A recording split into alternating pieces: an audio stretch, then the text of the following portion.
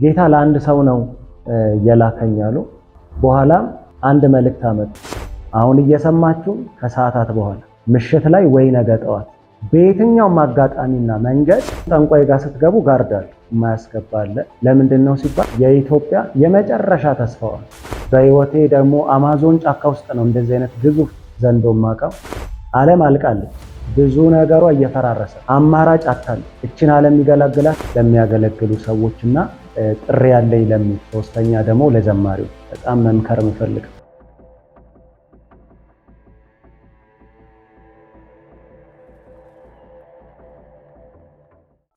ኢትዮጵያ ውስጥ በጣም ጥቂት 5-6 ከተማ ካልሆነ በስተቀር ያልሄድኩባቸው ከተሞች ከገጠር እስከ ዋና ከተማ እና በጣም ብዙ በወንጌል ብዙ ነገሮችን አይቻለሁ። ምንድነው ከተባለ ያየሁት የመጀመሪያው ነገር ይሄንን የምስራች ለሰው ማድረስ። ኢየሱስ ክርስቶስ ስለ ሰዎች ሁሉ የተሰዋ የእግዚአብሔር በግ ነው። እግዚአብሔር በክርስቶስ ኢየሱስ ከራሱ ጋር ያስታርቃል፣ ሰዎችን ይፈልጋል።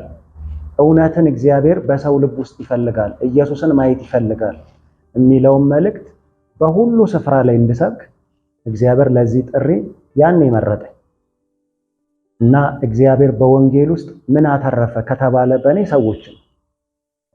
ሰዎች ምን እንዲያተርፉ ነው ምን ፈልገው ከተባለ ኪሳቸውን አይደለም የሰዎችን ነፍስ ነው። እግዚአብሔር ትልቁ ደስታው የሰዎች ነፍስ ነው። ሰዎች ወደሱ ሲመጡለት ቀልድ አይደለም። ክርስቶስ ኢየሱስ የከፈለው ፊልም አይደለም፣ ወይም ላርጋውና ሁሌ ያስታውሱት የሚል አይደለም። የማይደገም ምንም ነገር ተደግሞ ይታያል። ምንም ነገር መላልሳችሁ ማየት ትችላላችሁ። ምንም ነገር ከቆመበት ይቀጥላል። ኢየሱስ የሰራው የዘላለም ስራ ነው፣ አይሻሻልም። ለዚህ ወንጌል ምንም ነገር ብንሆን ምንም ነገር ብንከፍል ትርፋችን ነው፣ ኪሳራ የለም። እና ኢትዮጵያ ውስጥ በጣም ብዙ ቦታዎች ላይ ብዙ የገጠሙኝ ያሉና ለምሳሌ ብዙ ከማረሳቸው ለመጥቀስ በጣም ብዙ ናቸው። ግን ያለመርኳቸው ነገሮች ለምሳሌ በወንጌል አንዱ ምግብ አንዳንድ ቦታ ላይ ስትሄዱ በጣም ይዘገንናል የሚያቀርቡት ምግብ ለማለት ይከብዳል።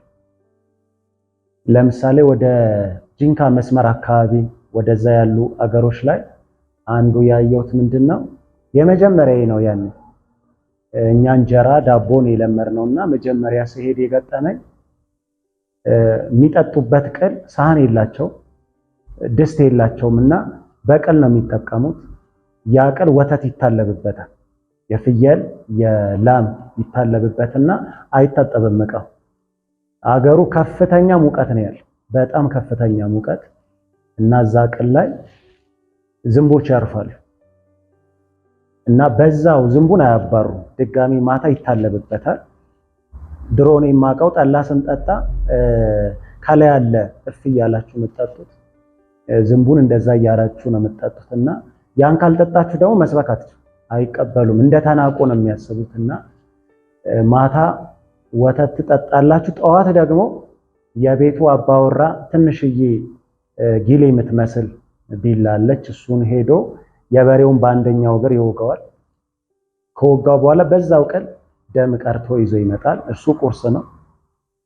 እሱን ጠጥታችሁ ከዛ ደግሞ ወንጌል ማገልገል አለባችሁ። ከዛ ትንሽ ወረድ ስትሉ ወደ ዞን 6 የሚባል ወደ አሶሳ ቤንሻል ጉምዝ ስትሄዱ ደግሞ አይጥ ይበላል። ኖርማል ምግቦች። ይሄንን ካላረጋችሁ ወንጌል ማገልገል አይቻልም። በጣም ከባባድ አለ፣ ብዙ የሚገጥማችሁ ሽፍታ አለ። አንዳንድ ቦታ ላይ እንደዚህ እንዳሰብክ ተብዬ አውቃለሁ። ይሄን ከሰበክ ኃላፊነት አንወስድም እና ክርስቲያን ሆነው መጠጥ ኖርማል የሆነበት አለ። አንዳንድ ሀገር ደግሞ ስትሄዱ 4 ማግባት ኖርማል፣ ኢቭን ቤተክርስቲያን አትከለክል፣ ችግር የለውም ነው የሚባለው። ሰውየው ማረስ ከቻለ ማስተዳደር ከቻለ ቤተሰቡን መምራት ከቻለ 10ም ማግባት ይችላል። እና ይሄን ሄዳችሁ በወንጌል ቻሌንጅ ለማድረግ ዋጋ ያስከፍላል። ትልቁ የገጠመኝ የማረሳው የምግብ ነው። የመጀመሪያው ምግብ ብዙ አይነት ነው የምትበሉት። ከተማ ላይ የሚገደል ነገር በሙሉ እዛ ምግብ ትናንሽ ነገሮች ይበላሉ። ኖርማል ነው። አንዳንድ ሀገር ላይ ቆዳ ብቻ ነው የሚጣለው እንጂ የእባቡ ስጋውን ጠብሰው ነው የሚያበሏቸው። ሆድ ዕቃው ብቻ ይጣላል ከጭንቅላቱ ጋር፣ ሌላው እዛው ተጠብሶ ይበላል። በጣም ብዙ ነው። በወንጌል የሚገጥማችሁ ነገር ቢኖር ትልቁ ነገር ደስታ ነው። አንዳንዱ ጋር ስትሄዱ ደግሞ በከተማ አገልግሎት አታገለግሉ። ልብስ መቀየር አለባችሁ። ራቁት መግባት የሚጠይቅ አለ፣ በቁምጣ ብቻ እነሱን መምሰል አለባችሁ። በጣም ከባባድ አለ። ብዙ ጊዜ የማስታውሰው ከባባድ እግዚአብሔር አተረፈኝ የምለው የመጀመሪያ ካውሬ ነው። ጅብን እንደ ሰው አይቼ አውቃለሁ፣ አጠገቤ ተደብቆብን። በህይወቴ ደግሞ አማዞን ጫካ ውስጥ ነው እንደዚህ አይነት ግዙፍ ዘንዶ ማውቀው፣ ገጥሞን አውቃለሁ። እንደዚህ ተርፈን እናውቃለን መንገድ ላይ ከሽፍታ። በጣም ከፍተኛ ከሆነ ተደጋጋሚ መኪና አደጋ እና ተርፈን እንወጣለን። አለመቀጠል አንችልም። በቃ መቀጠል ግዴታ ነው፣ አማራጭ አይደል፣ ግዴታ ነው። እና በዚህ ሁሉ ውስጥ ግን የሚያስደስተኝ ነገር ቢኖር ኢየሱስ ክርስቶስን አለነቀፋ ማገልገል፣ ደከመኝ ሳትሉ። ምክንያቱም እግዚአብሔር እኛን አያምነንም፣ ጸጋውን ነው የሚያምር። የሚሰጠን ጸጋው አምኖን ታማኝ አድርጎ ስለቆጠረኝ ነው ያለው። እና በእኔ የጀመረውን ስራ የሚጨርሰው ኢየሱስ እስከሚመጣ ቀን ድረስ፣ እኔ እስከምችል ቀን አይደለም። ምን ቀረኝ ቢባል ምንም፣ ዛሬም ነገም ወደፊትም የሚቀረኝ የለም ብዬ አስባለሁ። የወጣትነቴን ዘመን አገልግሎት ስጀምር ሃይስኩል ሆኜ 96 ጌታን አገኘው። 99 ላይ አገልግሎት ጀመርኩ። 2000 ላይ በከተማ ኮንፈረንሶች ማገልገል ጀመርኩ። የመጀመሪያውን ከአዲስ አበባ ውጭ የሄድኩት ሆሳና ላይ አንድ የታወቀ ሜዳ አለ፣ ክሩሴድ የሚዘጋጅበት። እዛ በቃሊዮት ቤተክርስቲያን የመጀመሪያ አገልግሎት ሄድኩ። ከዛ እያልኩኝ ዲላ፣ ሐዋሳ፣ ሀገረ ማርያም፣ ሞያሌ፣ ከዛ ደግሞ ወደ ሰሜኑ ወደ ምስራቅ በጣም ብዙ ቦታዎች ላይ እግዚአብሔር እድሜን ወስዶ ተጠቅሞታል ብዬ ነው የማምነውና እግዚአብሔር ከገንዘብ በላይ እድሜን ይፈልጋል። ምክንያቱም ብዙ ሰዎች ካረጁ በኋላ ዱላ ሲይዙ እድሜ ይሰጡታል፣ ምንም አይሰራም። ዋናህን እድሜ አትስጠው ተብዬ አውቃለሁ። ቤተ ክርስቲያን ውስጥ ዘና በል ኢንጆይ አርግ፣ ወጣት ነህ ትደርሳለህ። ገፋ ስትል ትልቅ ሰው ስትሆን ሽማግሌም ሆነ ዲያቆንም ሆነ ትችላለህ ተብዬ አውቃለሁ። እግዚአብሔር ጡረታ መውጫ አይደለም። እግዚአብሔር ለኔ ዋናዬ ነው። አንድያ ልጁን ሲሰጠኝ ለኔ እድሜ መስጠት ተራ ነገር።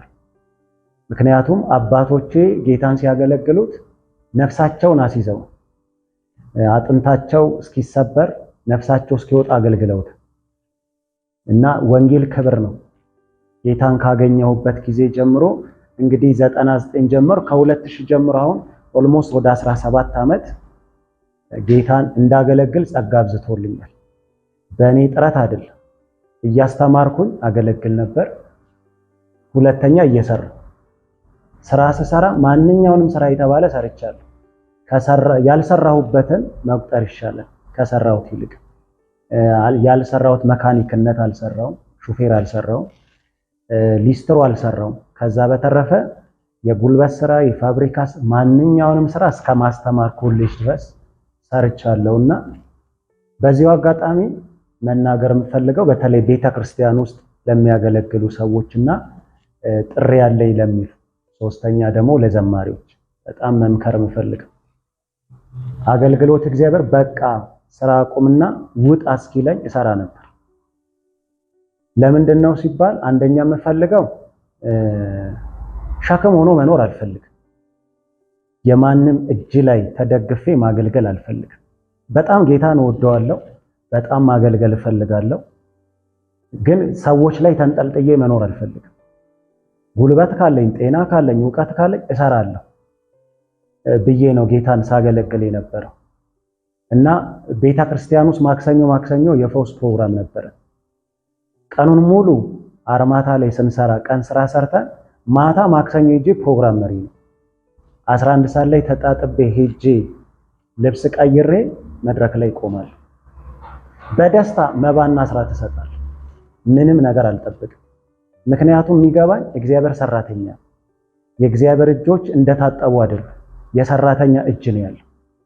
ጌታ ኢየሱስ 30 ዓመት ሆኖት ሙሉ ለሙሉ ወደ እግዚአብሔር የዘላለም አጀንዳው እስኪገባ ድረስ አናጺ ነበር። በዛ ሻካራ እጁ ነበር ሲፈውስ ሲያገለግል የነበረው።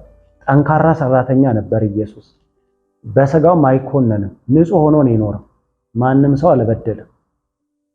የህይወት ንጽህና ብቻ ሳይሆን ያደገበት አስተዳደግ ምሳሌ መሆን የሚችል ይታዘዛል። የአባቱን ሙያ ተምሮ ነው ያደገው። አባቱ አናጺ ነው፣ እሱም ሰራተኛ ነው ያሉትና በተለይ ለሶስቱ እንደምላችሁ ቤተክርስቲያን ውስጥ በርደን የሌለባቸው ሰዎች፣ ሁለተኛ ጥሪ ያለኝ ጌታ እንዳገለግል ጠርቶኛል የሚሉ ሰዎችና ለዘማሪዎች እንደ ትእዛዝ አይደለም ይሄን የምነግራችሁ፣ እንደ ወንድምነት እንደ ወንድም ነው የምመክራችሁ።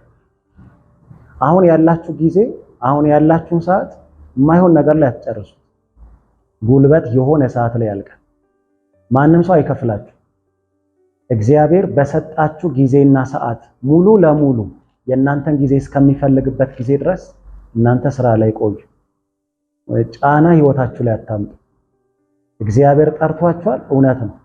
እግዚአብሔር በተደጋጋሚ ጊዜ ይነግረኝ ነበር፣ ጠርቻለሁ፣ ታገለግለኛለህ ይለኛል። እኔ ግን ስራ ላይ ነኝ። ሲዝኔ ሲደርስ የምትፈልገኝ ሰዓት ሲደርስ ብቻ ነው የማቆመው፣ ከዛ ግን እሰራለሁ እያልኩ በጣም ሙሉ ሰዓት ካላቸው አገልጋዮች ይልቅ በደም ትኩረት የሚሰጥብኝ እኔ ነበርኩ ቤተክርስቲያን ላይ። ገና ነው ግን ጊዜው እያልኩ ነው የማገለግለው። አገልግሎት ሲጀምር ከተማሪዎች ህብረት፣ በተማሪዎች ህብረት እየሰራው እያገለገልኩ ሚሽነሪ እሄዳለሁ። ወንጌል አገልግዬ እመጣለሁ። የክረምት ጊዜን የማሳልፈው በመቀመጥ ሌላ ትምህርቶችን በመካፈል አይደለም። አሳልፈ የነበረው ተማሪዎችን ይዤ ሚሽነሪ ነው የምንሄደው። ክረምት ላይ የረፍት ጊዜያችን ወንጌል እንሰራለን። እነሱ ወደ ትምህርት ሲሄዱ እኔ ወደ ስራ። ሰዓቱ እስኪደርስ ድረስ እግዚአብሔርን መቅደም ከሱ ኋላም መጎተት አልፈልግም። ሰዓቴን በአግባቡ መጠቀም ፈልጋለሁ። ለእናንተም የምሰጠው ምክር ይሄ ነው። ሙሉ ሸክም የሌላችሁ ሰዓት ቤተክርስቲያን ላይ ላላችሁ አገልጋዮች ደህንነት ካላስተማራችሁ፣ መሪነት ላይ ጫና ከሌለባችሁ፣ ቤተክርስቲያን ውስጥ ከፍተኛ ኃላፊነት ከሌለባችሁ ጎን ለጎን ብትሰሩ አንዱ ምክር እሱ ነው። ሁለተኛ ጥሪ ያላችሁ ሰዎች እየጸለያችሁ፣ እያነበባችሁ፣ እያጠናችሁ፣ እየተማራችሁ፣ እየሰራችሁ ጌታን ጠብቁት። በራሱ ጊዜና ሰዓት ሲደርስ እግዚአብሔር ያውጣችኋል። ዳዊት በሳሙኤል እጅ ከተቀባ በኋላ ወደ ቤተ መንግስት ገባ አይደለም የሚለው፣ ወደ በጎቹ ሄደ ነው የሚለው። ዘይቱን ጠርጎ ሄደ። እግዚአብሔር ከዓመታት በኋላ ነው ሳውል ከሞተ በኋላ የመጣው። ጊዜ አለ፣ ሰዓት አለው እግዚአብሔር። ያንን ሰዓት እግዚአብሔር ስለናንተ ሲል ፈቃደኛ ሆኗል ብሎ አይጎትተው፣ በራሱ ጊዜ ነው የሚመጣው። ሌላው ሶስተኛው ለዘማሪዎች፣ ብዙ ዘማሪዎች አሉ፣ ወጣት ዘማሪዎች፣ ወንዶች፣ ሴቶች አላችሁ። ለእናንተ ያለኝ ምክር ምንድነው? ቤተክርስቲያን ውስጥ ካለ የአገልግሎት ክፍል እናንተ ላይ ጫና የለም። ከሰኞ እስከ ዓርብ ምሽት ላይ ነው አገልግሎት የሚኖረው። ቅዳሜና እሑድ ለአንድ ሰዓት ነው የምትዘምሩት።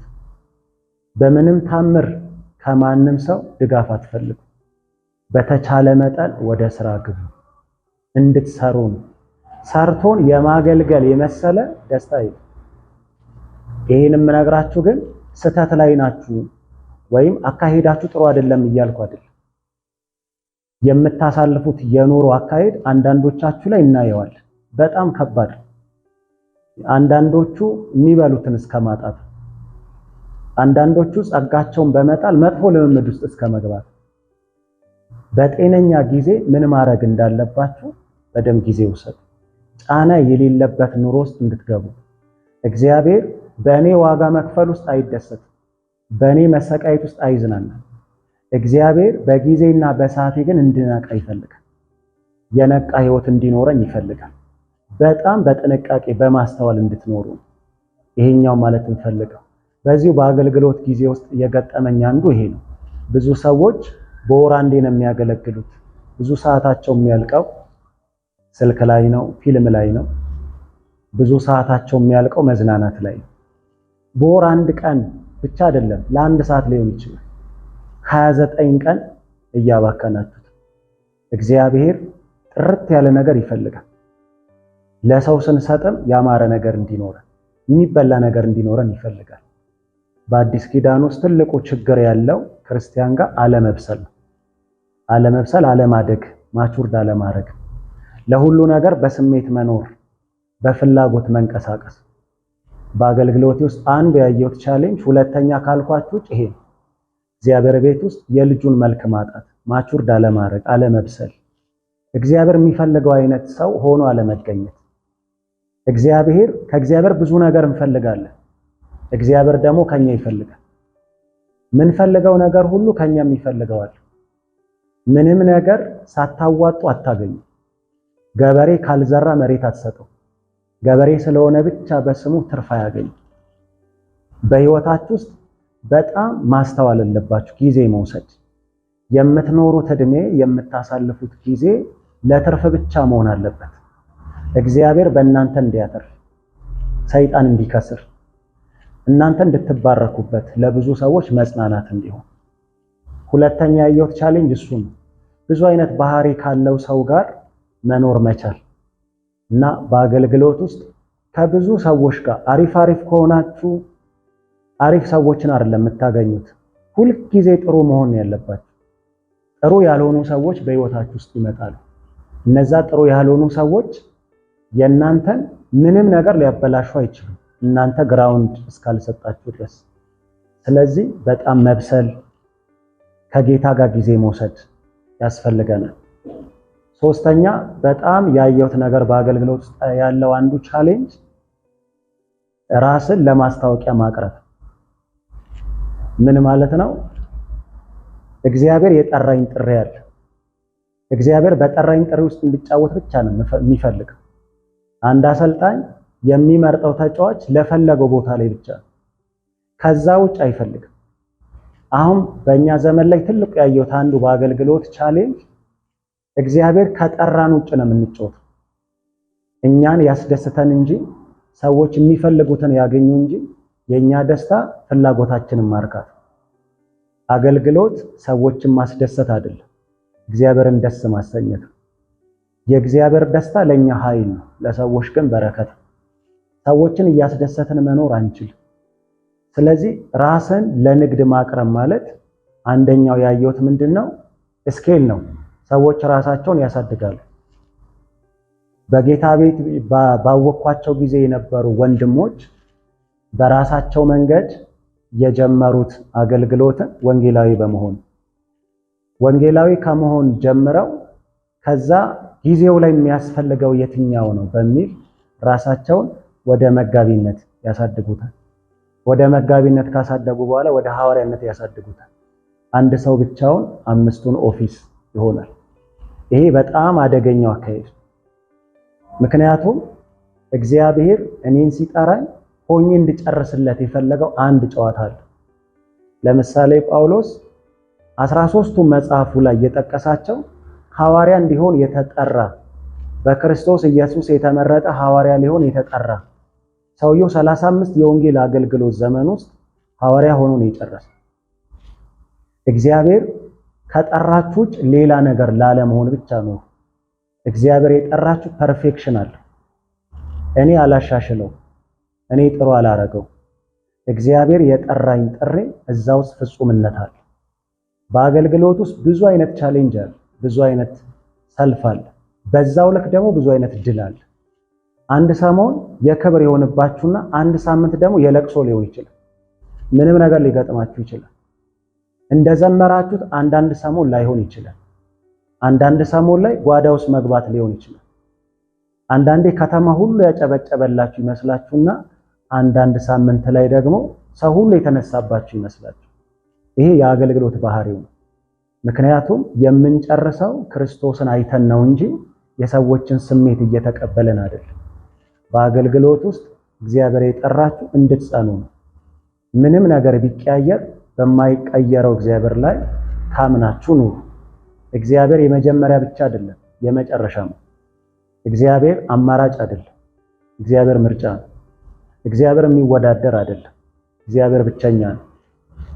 ኢየሱስ ለኔ አንደኛ አይደለም፣ ብቸኛ ነው። ምክንያቱም አንደኛ ብዬ አሁን እኔ ልዘምር አልችልም። ኢየሱስ አንደኛ መሆን አይችልም።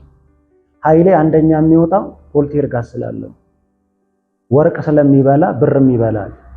ኢየሱስ ተወዳዳሪ የለው። እኔን መስሎ መሬት ላይ መጣ እንጂ እኔን የማይመስል ዘላለማዊ አምላክ ነው። ማንም ሊቀርበው በማይችል ብርሃናት ውስጥ ይኖራል። እሱ ማንም ሊደፍረው የማይችል የከበረ አምላክ ነው። ኢየሱስ ለኛ አንደኛ አይደለም፣ ብቸኛ ነው። በአይነትም ብቸኛ ነው፣ በዘላለምም ብቸኛ ነው። የሚመስለው የለም፣ ወደ ኋላም ወደፊት የለውም።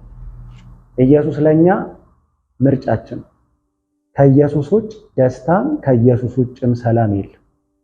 ኢየሱስ ጋር ተጣብቀን በሱ በተያዘው እጃችን ላይ ኢየሱስ ጋር ቆይተን እድሜያችንን መጨረስ አለብን።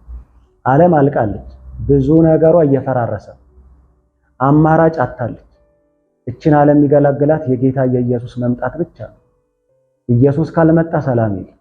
አሁን ያለው ነገሮች ሁሉ ይከፋሉ፣ እየጨመሩ ይሄዳሉ። የቤተ ክርስቲያን ተስፋው አንድ ነው። የኢትዮጵያ ህንፃዎች አይደሉም። የተማረ ወጣት ስራ ሲያገኝ አይደለም። የመጨረሻ የምድራችን ተስፋ የሙሽራው ዳግም መምጣት። ኢየሱስ ሲመጣ ሁሉ ነገር ወደ ክብር ይቀየራል። አገልግሎታችን ፎከስ ማድረግ ያለበት ኢየሱስን ማግነን ብቻ ነው። ኢየሱስ የሌለበት ስኬት ባዶ ነው። ኢየሱስ የሌለበት ነገር እግዚአብሔር አይስቅበትም። መንፈስ ቅዱስ እንኳን የተዋወቀን በኢየሱስ አያቀንም። ስለዚህ ከመንፈስ ቅዱስ ጋር ያለን እንኳን ቤተሰብ የጠነከረው ኢየሱስ በመኖሩ ነው።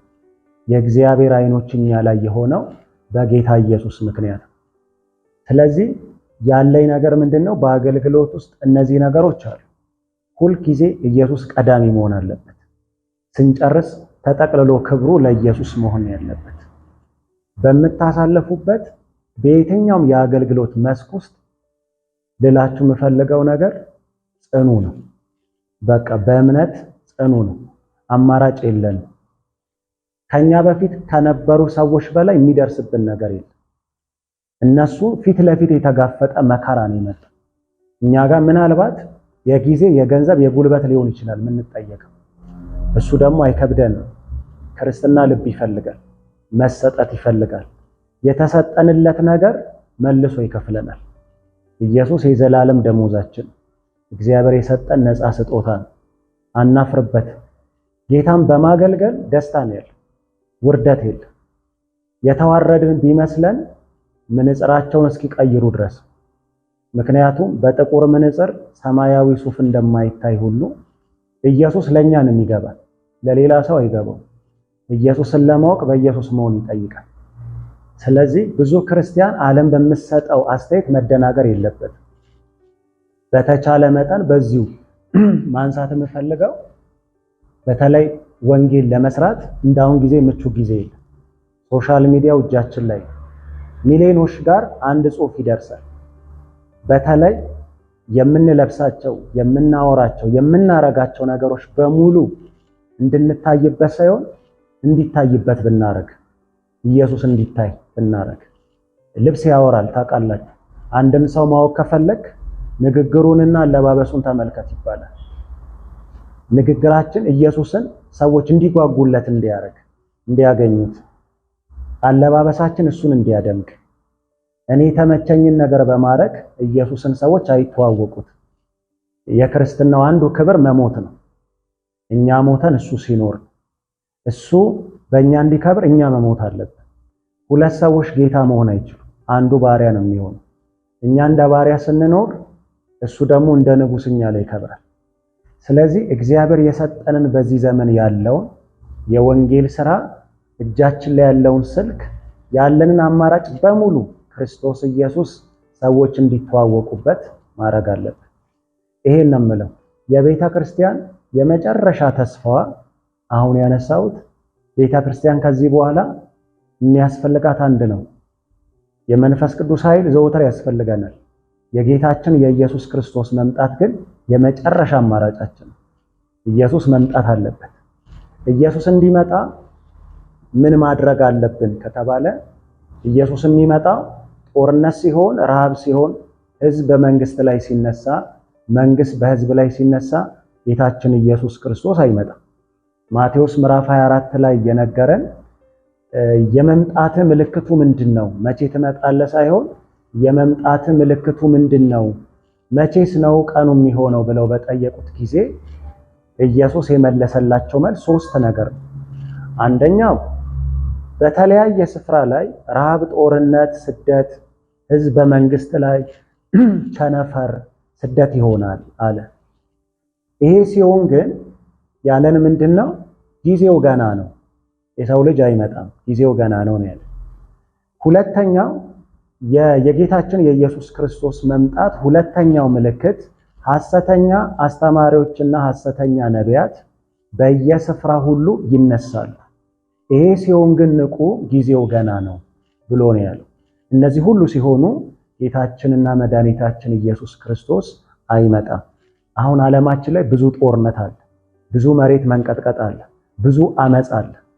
እኛ ደግሞ ኢየሱስ ይመጣል ብለን ነው የምናስበው። ኢየሱስ በሱ መንገድ አይመጣም።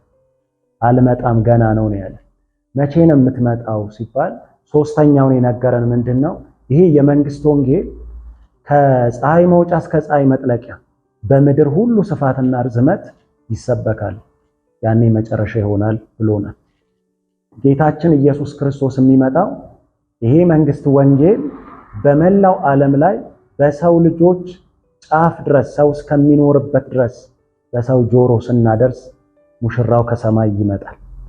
ይሄንን ለማድረግ እንደ ቤተ ክርስቲያን እንደ አካል ክርስቶስን እንደሚያቅሰው መናገር የምፈልገው ጌታችን ኢየሱስ ክርስቶስ የሚመጣበት ጊዜ እጅግ በጣም ቅርብ ነው፣ እጅግ በጣም ቀርቧል። ምልክቱ ምንድነው ከተባለ ይሄ መንግስት ወንጌል በስፍራ ሁሉ ይሰበካል። መስበክ ይኖርብናል። አሁን ሪሞት ዞን የሚባሉ አካባቢ ዓለማችን ላይ ካሉ አንዱ ኢትዮጵያ ምድር ናት።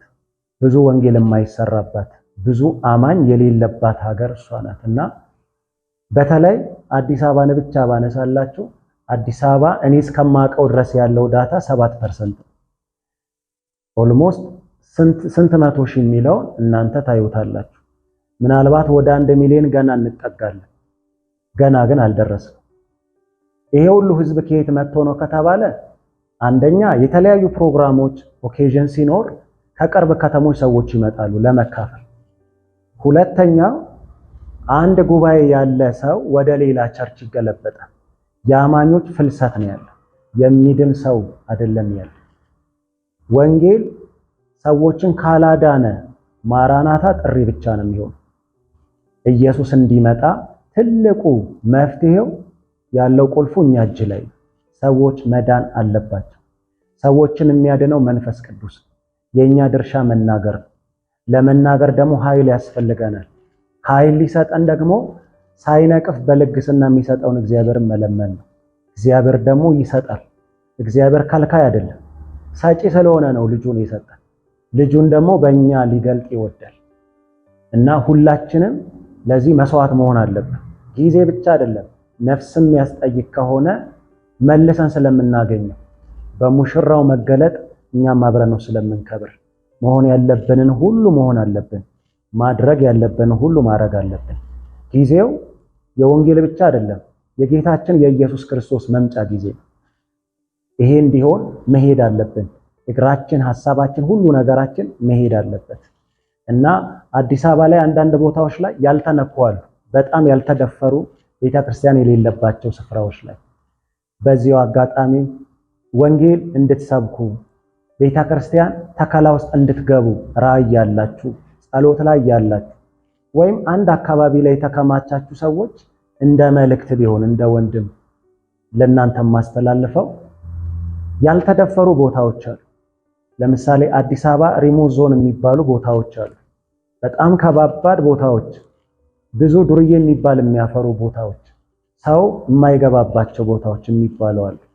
እዛ ስፍራ ላይ ብንሄድ፣ እዛ ቦታ ላይ ብንሰራ የሚላለኝና አንዳንዱ የጥንት የነበሩ ሰፈሮች አንድ አይነት ማህበረሰብ ያለ፣ አንድ አይነት አስተዳደግ፣ አንድ አይነት አኗኗር ያላቸው ሰዎች እነሱ ጋር ሄደን ቤተክርስቲያን ብንተክል፣ አንዳንድ ቦታ ላይ የተከማቸ ነው።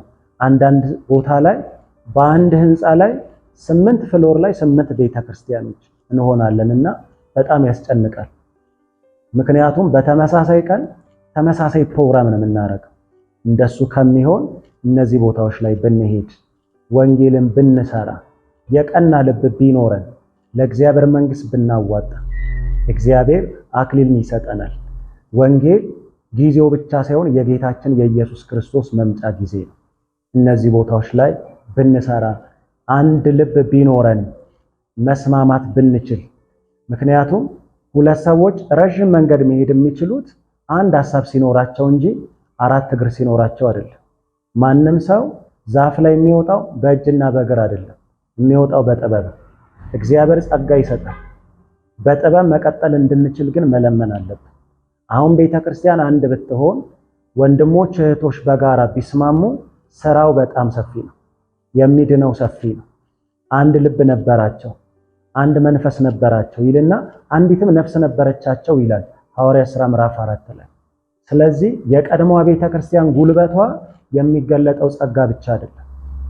አንድ ልብ፣ አንድ መንፈስ፣ አንዲትም ነፍስ ነበረቻቸው ይላል። እግዚአብሔር በጣም ምድርን እንድንጫናት አድርጎ የሚሰራብን አንድ ነፍስ ሲኖረን ነው። 120ዎቹ እንደ አንድ ሰው ናቸው። 500 እንደ አንድ ሰው ናቸው። 500 ላይ 120ዎቹ ላይ ጌታ ኢየሱስ 3000 ሰው ጨመረ። 3000 ሁለት አልሆኑ፣ አንድ ነው የሆኑት። መተባበር፣ መያያዝ፣ አንድ መሆን ቢኖር እግዚአብሔር ከመቼውም ጊዜ ይልቅ ምድሪቷን እርሻ አድርጎ ይሰጠናል። ምክንያቱም ጌታችን ያለው ምንድነው? የመከሩ ጌታ ሰራተኞችን እንዲልክ ለምኑ ነው ያለው። ጊዜው የመለመን ስንለምነው ያስነሳል። ብዙ ሰዎች ይነሳሉ፣ ብዙ ሰዎች ይላካሉ። ጌታችንን ፈጥኖ እንዲመጣ ምክንያት ይሆናል። ይሄ ለቤተ ክርስቲያን በወንጌል ምክንያት በአገልግሎት የገጠመኝ አንዱ ይሄ ነው። የመጨረሻ ማለት የምፈልገው ነገር እዚሽ ምድር ላይ የምንኖረው ለአንድ ዓላማ ነው። ቤተ ክርስቲያን ስራዋ ወደ ውጭና ወደ ውስጥ ነው። ወደ ውጭ የምትሰራው ቅድም እንዳልኳችሁ ሰዎችን ማዳን፣ ወደ ውስጥ የምትሰራው ግን ሰዎችን ደቀ መዝሙር ማድረግ ነው።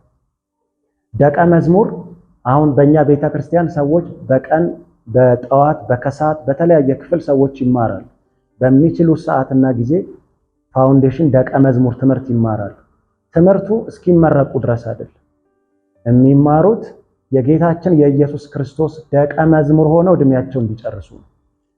ደቀ መዝሙር ቤተ ክርስቲያኑ ሰዎችን ስናረግ ጋውን እንድናለብሳቸው አይደለም፣ ጋውን አስለብሰን የተማሩ እንድንል አይደለም። ሰዎችን ደቀ መዛሙርቴ አድርጓቸው ነው ያለው። መሆን ማለት መመረቅ አይደለም፣ መሆን ማለት መኖር ነው። ደቀ መዝሙር ጌታውን የሚመስል ማለት ነው። ቤተ ክርስቲያን ውስጥ አሁን ከፍተኛ የማየው ክፍተት ሰዎች ሁለት ጎራ አላቸው። አንደኛው የሰው ይሆናሉ፣ ሁለተኛው ነገር ደግሞ የራሳቸው ሆነው ይኖራሉ። የራሳቸው መሆን ማለት በመጨረሻው ጊዜ የሚያስጨንቀው ዘመን አንዱ ምልክት ምንድነው? ሰዎች ለራሳቸው ትምህርትን ያዘጋጃሉ። ትምህርትን መርጠው ነው የሚሰሙት። የሚቤዣቸውን የጌታን ትምህርት አይደለም የሚፈልጉት፣ ለራሳቸው የሚመቻቸውን። ወንጌል የምፈልገውን የሚያረግ አይደለም፣ የሚፈልገውን እኔ ላይ የሚያረግ። ወንጌል ምርጫ አይደለም፣ አማራጭ የሌለው መንገድ ብቸኛ ነው። የወንጌል የመጨረሻ ጎሉ የልጁን መልክ መስለን እንድንኖር። ኢየሱስ ደግሞ በእኛ ላይ የሚመስለው በአንድ መንገድ ነው። ቅድም ብያቸዋለሁ፣ በመሞት። መሞት ማለት ፍላጎትን ማቆም፣ ገደብ እንዲኖር ማድረግ። ይሄ ማለት አሁን ብዙ የምንፈልጋቸው ነገሮች ሁሉ ገደብ አልባ ስለሆኑ ነው። የምንፈልገውን ነገር ገደብ አልባ ያደርጋል። ብዙ ነገሮቻችን ውስን መሆን አለባቸው እንደሚሄድ ሰው እንድንኖር። ቤተ ክርስቲያን ውስጥ አኗኗራችን እንደሚሄድ ሰው መሆን አለበት፣ እንደሚኖር ሰው አይደለም። እንደሚሄድ ሰው ስንኖር ግን ዝግጁ ነው የምንኖረው። ዝግጁ ሆነን እንኖራለን። የጸናችውን መንግስት እንጠብቃለን። ጌታችን በቅርብ እንደሚመጣ እናውቃለን። ቶሎ ቶሎ ሰርተን መጨረስ እንዳለብን እናስባለን። ይሄ አካሄድ የመጨረሻው ድሉ ስኬት ብቻ ነው። ያ ስኬት ሙሽራው ማግኘት ነው። ስለዚህ እኔ በመጣሁበት የህይወት መንገድ ውስጥ ትልቁ የህይወቴ ስኬት የማደርገው የሰዎችን መዳን ነው። ሁለተኛው የጌታ የኢየሱስ ክርስቶስ መምጣት ዛሬ ሊሆን ይችላል። ነገም ሊሆን ይችላል። ተዘጋጅቶ መኖር። አለመዘጋጀት ትልቁ ችግር ምንድነው? ያዝረከርካል። ፕላን እንዲኖራቸው አያደርግም። በየትኛው ሰዓት ምን ሊፈጠር እንደሚችል አታውቁም። የተፈጠረው ነገር ሊያስደነግጠን ይችላል። እንዳንደነግጥ የሚያደርገን የጌታ የኢየሱስ ክርስቶስ መምጣትን በንቃት መጠበቅ። ያ ደግሞ ከባድ እንዲሆንብን የሚያደርገው ሳይዘጋጁ መኖር።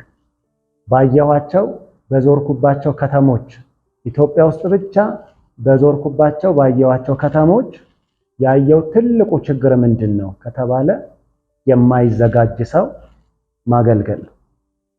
ለምን ከተባለ ድግስ ያለበት ሰው ትኩረቱ በሙሉ ቤት ኪራይ አይደል፣ ትኩረቱ በሙሉ መሄድ ነው። ትኩረቱ በሙሉ የሚሄድበት ድግስ አለ። በጣም ቤተክርስቲያን ሚስ ያደረገችው በዚህ ዘመን እንደሚሄድ ሰው ብዙ ነገሮችን ረስታለች። ብዙ ቦታዎች ላይ በጣም ደስ የሚሉ ነገሮች አሉ። በቃ መንፈሳዊ ለመሆን ብቻ ነው የተጠራ ነው። እንደሚሄድ ሰው ግን መኖር አለበት። እና ብዙ ካየዋቸው ነገሮች ውስጥ አንዱ ቅድም ያነሳውላችሁ ናቸውና በዚህ የመጨረሻ መልእክቴ ውስጥ ወንጌል የኢትዮጵያ የመጨረሻ ተስፋው ነው። የመጨረሻ ተስፋው ነው። ሌላ የለም። ከወንጌል በኋላ የለም። ሁለተኛ ተብሎ አይቀጥልም። ቤተ ክርስቲያኖች አንድ ባልሆኑ ቁጥር ስራው አድካሚ ይሆናል። ስራው አሰልቺ ይሆናል። ምንም አይነት ቋንቋ ውስጥ እንኖር፣ ቋንቋችን ብሔራዊ መሆን አለበት። ብሔራዊ ቋንቋችን ኢየሱስ። ኢየሱስ ያግባባናል። ኢየሱስ ብቸኛ አንድነታችን። ኢየሱስ በሁሉ ስፍራ የማንቀይረው ርዕስ። ጀምረን እስክንጨርስ ሌላ ርዕስ አንጨምር። ማለቂያው እሱ ነው። እግዚአብሔር እንኳን ዘግቷል፣ ሌላ ላይ ቀጥል ጨርሷል። ኢየሱስ ይመጣል በቅርቡ፣ እኛም እናገኘዋለን። ወደ ኢየሱስ ለመሄድ ግን ጊዜው አሁን ነው። በርትተን መስራት አለብን። በዚህ ሁለተኛ ያልዳኑ ቤተሰቦች ላሏችሁ ሰዎች ብቻችሁን እንዳትሄዱ። ከሙሽራው ጋር ስትገናኙ ቤተሰቦቻችሁም አብረው ቢሄዱ መዳን ስላለባቸው። እንዴት ነው የሚድኑት ከተባለ የመጀመሪያው መንገድ ወንጌል መንገር፣ የመጨረሻው አማራጭ መጸለይ። ብዙ ከኔ ጀርባ ያልዳኑ ሰዎች አሉ።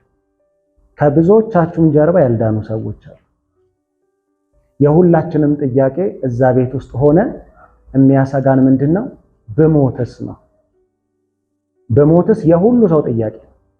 ብሞት የት ነው የምትሄደው? አይታወቅም። በጣም ብዙ ጠንቋዮች ጋር ያለው ጥያቄ ጌታን ካገኘው በኋላ እያሳደድን ወንጌል ስንነግር የነበረው አንዱ ነገር ምንድነው? ለጠንቋዮች ወንጌል መንገር። አንዳንዱ ጠንቋይ ጋር ስትገቡ ጋርዳል የማያስገባ አለ። ለምንድን ነው ሲባል ሰውየው ስጋት ውስጥ ነው ያለው። ለምን? ውስጡ ሰላም ስላልሆነ ውጩን ያስጠብቃል።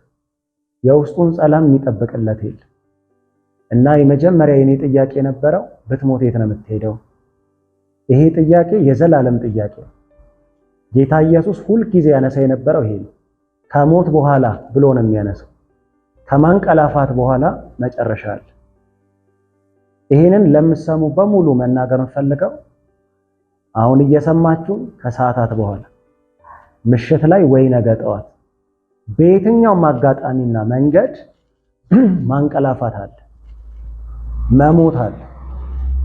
ሞት ለሁላችንም ቤተሰባችን እንጂ እንግዳችን አይደለም። ምክንያቱም እንደማይሞት ሰው የሚኖር ነው እንግዳ የሚሆንበት። እንደሚሞት የሚያውቅ ሰው ቤተሰቡ ነው። ሞት እኛን አያስፈራን፣ የምንኖርበት አኗኗር ነው የሚያስፈራን። በጣም ብዙ ሰዎች ይሄንን ስትሰሙ ያላመናችሁ ብዙ ትኖራላችሁ። ምናልባት ቃላትን ለማሳመር ሃይማኖታዊ ስብከት ሊመስላችሁ ይችላል። ብዙዎቻችሁን እኔን የሚመስሉ ብዙ ወንድሞች በጌታ ቤት ያሉ ብዙ ክርስቲያን ወንድሞች እያገለገሉ ያሉ ወይም የተለያየ ሙያ ላይ ያሉ ክርስቲያኖች ብዙ ውስጥ ያሳልፋሉ። እንደናንተ ሱሰኛ የነበሩ ብዙ የሚጠጡ ጫት ቤት የሚያሳልፉ አገር ያሰለቹ ቤተሰብ የረገማቸው ባልወልድሽ የተባሉ በጣም ብዙ ሰዎች አሉ። ቀንና ሌሊት የጠፋባቸው ሌሊቱን ቀን ያደረጉ እንደ አውሬ የሚኖሩ ሰዎች ለብዙዎቹ የደረሰው ጌታ ኢየሱስ ከሱስ ብቻ አይደለም የሚገላግለው፣ አዲስ ሰው ነው የሚያደርገው። ነክታችሁት እስከማታውቁ እስኪመስላችሁ ድረስ ነው የሚያደርገው። ሰውን ሲቀይር አስመስሎ አይደለም። ኢየሱስ የሚቀይረው የምር ነው። የነካችሁ ሰው ራሱ ምስክር ይሆናል። መቀየሩ ይታወቃል። በሰውነቱ ላይ ምልክት አለ። እንደዳነ ይናገራል። ለሁሉም የምናገረው ይሄ ነው። ኢየሱስ በቅርቡ ይመጣል። ከኛ ጋር ተቀላቀሉ። እቻ ዓለም የእናንተ አይደለች። አጋጣሚ ይሁን በየትኛውም በሚመስላችሁ መንገድ ወደዚህ ምድር መጥታችኋል። እናንተ የአንድ ወንድ የአባታችሁ የአንድ ሴት የእናታችሁ ውጤት አይደላችሁ። እናንተ የእግዚአብሔር ፕሮግራም ናችሁ። ምንም ውስጥ ልትሆኑ ትችላላችሁ። አሁን እግዚአብሔር ግን እናንተ ውስጥ ፕላን አለ። እናንተ ውስጥ የሚፈልገውን ህይወት እግዚአብሔር ለመግለጥ ፕላን እናቅዳለን። ለሁላችሁም ያለኝ መልእክት ይሄ ነው። ወደ ጌታ ኢየሱስ እንድትመጡ ጌታ ኢየሱስ ዛሬም እንደሚወዳችሁ። ይሄ የፍቅር መልእክት በህልም ብቻ አይደለም የሚናገረው፣ አጠገባችሁ ባለ በአንድ ሰው እየነገራችሁ ነው። በምትሰሙት በዚህ ድምጽም እየነገራችሁ ነው። ወደ ጌታ የኢየሱስ መምጣት ምርጫ አይደለም፣ አማራጭ ሌላ የላችሁ። ይሄው ብቻ ነው መንገድ። ዛሬ ምናልባት ይሄ ድምጽ በኤርፎን እንደምትሰሙት ድምጽ ሊሆን ይችላል። ምክንያቱም በኤርፎን የምትሰሙት ድምጽ ዝቅ ያለ ነው፣ እንደ ሞንታርቦ አይደለም። በድምጻችሁ ልክ ነው፣ በጆሮአችሁ ልክ ነው የምትሰሙት። ከትንሽ ጊዜ በኋላ ግን ይሄን ድምጽ የምትሰሙት እንደ መብረቅ ነው፣ እንደ ፈራጅ እንደ ንጉስ ነው የሚመጣው። ከዚህ ድምጽ አታመልጡ። አሁን የሚለምናችሁ ለመታረቅ፣ ነገ ሲመጣ የሚለምናችሁ ግን ለፍርድ ነው። ኑ ዳኑልኝ አይላችሁም። ነገ ይፈርድ ነው የሚመጣው። ይሄ ቀን የእናንተ ቀን ነው። በዚህ ቀን ምንም ነገር ሚስ ልታረጉ ትችላላችሁ። ጌታ ኢየሱስን ግን ችላ እንዳትሉት። እግዚአብሔር ዘወትር እጁ በእናንተ ላይ የተዘረጋ ነው። ጌታ ኢየሱስ ይወዳችኋል።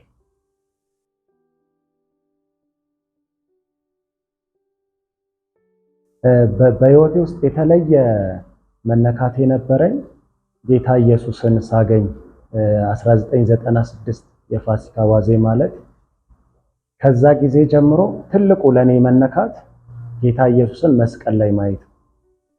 አሁን ድረስ እንዳልኳችሁ በጣም የሚነዝረኝ የሚከብደኝ ቦታ ቢኖር ጌታ ኢየሱስ ውሃ ላይ መሄዱ ታምራት መስራቱ አይደለም። በጣም ለኔ የተለየ የህይወቴ መነካት ጌታ ኢየሱስ በይሁዳ በ30 ብር ከተሸጠ በኋላ እስከ መስቀሉ ከመስቀል በኋላ ተቀብሮ እስከተነሳበት ቀን ድረስ ለኔ የተለየ ነው። ሁልጊዜም እኔም ማብዛትም ፈልገው ሁልጊዜም ማዘውትረው እሷ ላይ የጌታ የኢየሱስ ስቅለት፣ የጌታ የኢየሱስ መሞት፣ የጌታ የኢየሱስ መነሳት የህይወቴን ሙሉ ለሙሉ ዳይሜንሽን የቀየረው እሱ። ምክንያቱም አምላክን እማቀው ማንም ሊቀርበው በማይችል ብርሃን ውስጥ የሚኖር በሰማይ ያለ የሁሉ ፈጣሪ እኔ መስሎ መውረዱ ብቻ ሳይሆን ማንም ሊቀበለው የማይችለውን መከራ ስለኔ ተቀበለ። እሱ ለኔ መቼም ቢሆን ወደኋላ ወደፊትም የማልጸጸትበት ውሳኔ እንደወሰነ ያደረገኝ እሱ። ያንን ማወቄ ደግሞ ትልቁ ያስተዋወቀኝ መንፈስ ቅዱስ ነው። መንፈስ ቅዱስ በህይወቴ ውስጥ ለኔ በጣም የተለየ ጓደኛዬ ነው። መንፈስ ቅዱስን እግዚአብሔር ነው፣ ፈጣሪ ነው፣ የሰራኝ ነው። ግን እኔ ማየው እንደ ቅርብ ጓደኛዬ፣ እንደ ቅርብ ሚስጥረኛዬ። መንፈስ ቅዱስ አለማውራት አይችልም፣ እኔ ውስጥ ያወራል። በተለይ ጌታ ኢየሱስን ካገኘሁበት ጊዜ ጀምሮ ልክ ስደቱ ሲመጣ እነዛን 1 ዓመት 96 ጀምሮ እስከ 97 ታኅሳስ 4 ድረስ እስከ ጥምቀቴ ድረስ የነበረኝን ጊዜ በጣም ዲቴል ያሳለፉት ቀንና ማታ ከመንፈስ ቅዱስ ጋር ሳሳልፍ ብዙ ልምምዶችን አለማምዶኛል። አንደኛው የማረሳው ነገር ድምጽ መስማትና መለየት። ድምጽ መስማት ለበግ በጣም ወሳኝ ነው። ከተኩላ እንዳይበላ ብቻ አይደለም የሚጠብቀው፣ በግ ከሚመስል ተኩላ ሁሉ ነው የሚጠብቀው። በጣም የተጠበቀ ህይወት እንዲኖረኝ ያደረገኝ ከመንፈስ ቅዱስ ጋር የነበረኝ በጣም የጠበቀ ወዳጅነት። መንፈስ ቅዱስ እኔን ሲነካኝ የነካኝ ትልቁ ቦታ ልቤ ነው፣ ሌላ ቦታ አይደለም። ምክንያቱም እኔ የምቀየር ሰው አልነበርኩ። እንድቀየር ያደረገኝ ልቤን ነክቶኝ ከልሳኑ በፊት መንፈስ ቅዱስ በኃይል የነካኝ ልቤን። ልሳን ማለት ምን ማለት ነው የሚለውን ትምህርት ያገኘሁት ተምሬው ልሳን ተናግሬ ሳይሆን ልቤን ቀይሮት ጤናማ ሰው እንደሆነ ያደረገኝ በመንፈስ ቅዱስ መነካት። የአይን ግልጠት የሰጠኝ ጌታ ኢየሱስ፣ ልቤ ለዘላለም የጌታ እንዲሆን ያደረገኝ መንፈስ ቅዱስ በጣም የተለየ ልምምድ ውስጥ የከተተኝ ወደ አገልግሎት ስገባ በነበርኩበት ቃለ ሕይወት ቤተክርስቲያን ውስጥ አንድ ወንጌላዊ ነበርና በጣም ብዙ ሰዓቱን የሚያሳልፈው በጸሎት ብዙ ሰዓቱን የሚያሳልፈው እንደሱ የሚጾም ሰው አላየው። እንደሱ አጋንንት ፊቱ ላይ ለመቆም የሚቸገርበት ሰው አላየው። አጋንንት ብቻ አይደለም ኖርማል ሰው ፊቱ ላይ ሲቆም ብዙ ነገር ነው የሚሆነው። ምንድነው የዚህ ሰው ሚስጥር? በጣም ማወቅ ነው የምፈልገው። ይሄ ሰው ለምንድን ነው በዚህን ያለ ኃይል ሊገለጥበት የቻለው? እሱ እየጸለየ ውጭ ብዙ ነገር ሊፈጠር ይችላል።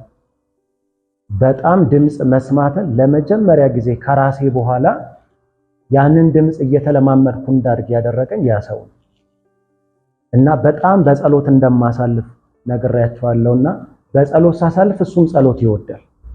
በኋላ እኔ እዛ ቤተክርስቲያን ደህንነት ተምሬ ተጠምቄ የወጣቶች በሰዓቱ የነበረ ወደ 11 አገልግሎት አለ።